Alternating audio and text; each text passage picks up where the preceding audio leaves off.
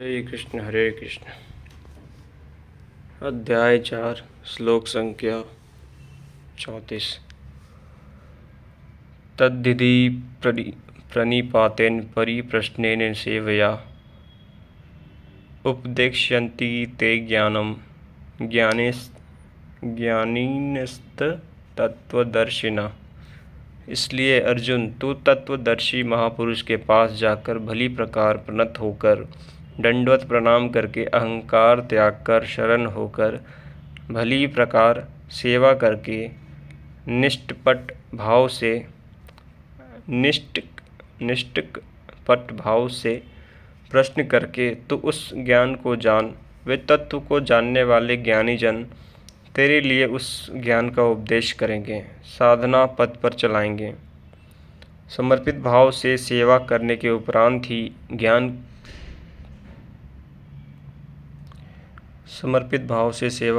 उपरांत ही इस ज्ञान को सीखने की क्षमता आती है। तत्वदर्शी महापुरुष परम तत्व परमात्मा का प्रत्यक्ष दिग्दर्शन करने वाले हैं।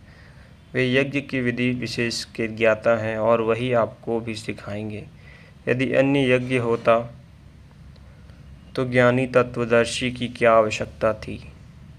स्वयं भगवान के सामने ही तो अर्जुन खड़ा था, भगवान उसे तत्वदर्शी के पास क्यों भेजते हैं।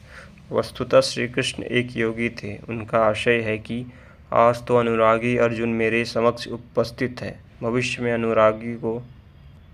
अनुरागियों को कहीं भ्रम न हो जाए कि श्री कृष्ण तो चले गए, अब किसकी शरण जाएं।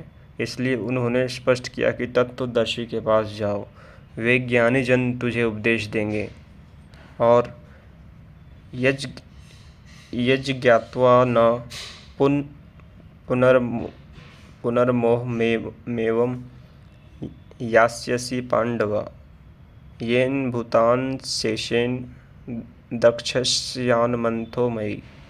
उस ज्ञान को उनके द्वारा समझकर तू इस प्रकार फिर कभी मोह को प्राप्त नहीं होगा। उनके दी गई जानकारी के द्वारा उस पर चलते हुए तू अपनी आत्मा के अंतर्गत संपूर्ण भूतों को देखेगा, अर्थात सभी प्राणियों में इसी आत्मा का प्रसार देखेगा।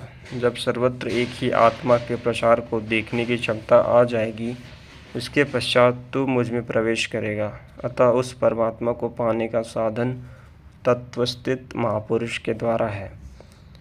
ज्ञान के संबंध में धर्म और शाश्वत सत्य के संबंध में श्री कृष्ण के अनुसार किसी तत्वदर्शी से ही पूछने का विधान है। आगे के श्लोक हम अगले भाग में पढ़ेंगे। जय श्री कृष्ण।